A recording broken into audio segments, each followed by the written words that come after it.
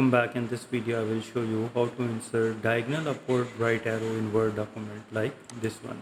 So for this you need to click on the insert and click on the equations and click on the insert new equation, and in the symbols group click on this small arrow, click on this arrow and select the arrows, and here you need to find it, and here it is, just need to select it, it will be inserted automatically.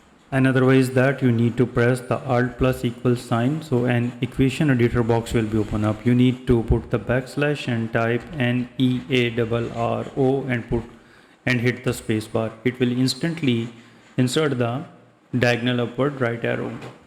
Well, another method is that you need to hold down the Alt key, and on the numeric side keypad you need to press 8599 and release the Alt key. There is another method which is you need to type 2197 and press the Alt+X all together. Another way is that you need to click on insert, and on the right side click on symbol, click on more symbols. In the font section you need to select the normal text, and in the subset you need to select the arrows, and here you need to find it, and here is the upward diagonal arrow. Click insert to paste it and close it, and here it is. So with these way you can easily insert diagonal upward right arrow in Word document. If you think this video is helpful, please support my channel. Thanks for watching.